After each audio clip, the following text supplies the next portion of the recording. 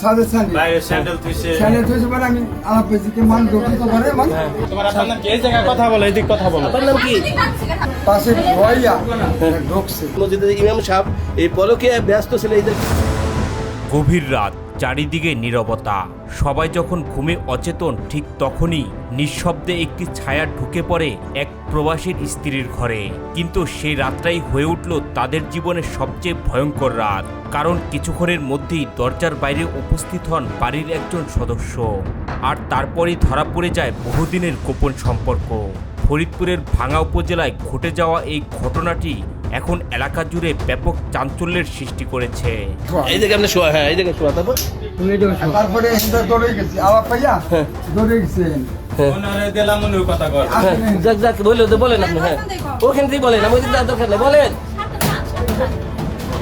হ্যাঁ ঠিক আছে, ওনার পরে ওখানে স্যান্ডেল হ্যাঁ সাদে স্যান্ডেল বাইরে স্যান্ডেল থুইছে স্যান্ডেল থুইছে মানে আমি আলাপ পেয়েছি কি মান ঢুকিতে পারে মানে মানুষ ঢুকছে হ্যাঁ এইটা বন্ধ করে দিয়েছি আরে বলা এ দরজা খুলে না দরজা না হচ্ছে মানে মালিককে বলে আনছি মালিকের বউরে বলে আনছি এই যে ওইখানে আর হুজুর তাকে বলে আনছি তারাও দেখে না তা করে নাই তারপরে ঘর খোলে নাই তারপরে ঘর খুলছে।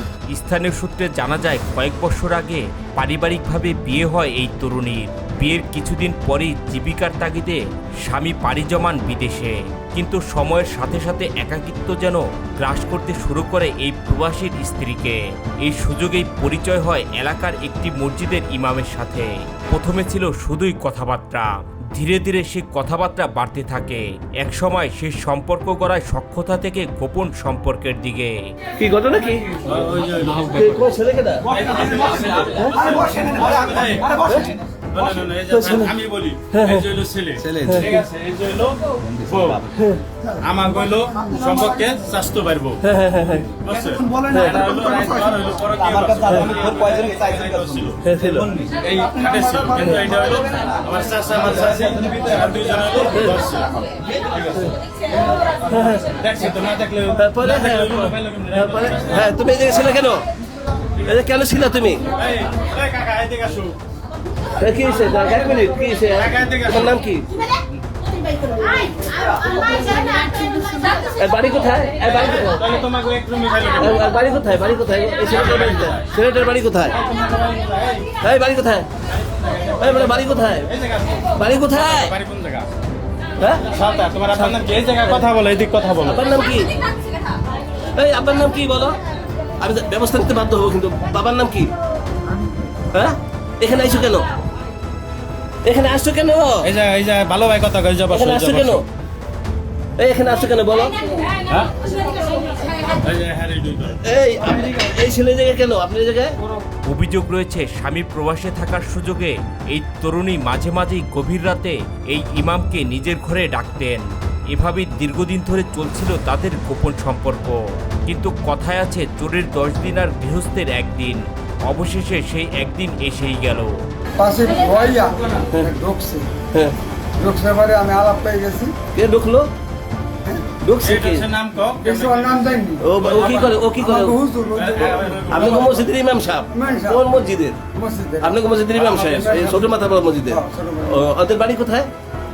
সাউথা শালতা। আর এই যে বিয়ে করেছেন পুত্রের বর, ছেলে মেয়ে কয়জন? এক মেয়ে। ওই আপনার ছেলে থাকে কোথায়? সৌদি আরবে আছে। অর্থাৎ রাত কয়টার দিকে আসছিল এই জায়গায়? রাত 1টার দিকে এসে পরকে লিপ্ত হয়, এই তো আপনার দাবি। তো এখন এই মেয়ের বাড়ি কোথায়? ঢাকা বিয়ে করছে, এই তো কেরানীগঞ্জে। তো ওই ওর কোনো গার্জিয়ান আছে এখানে?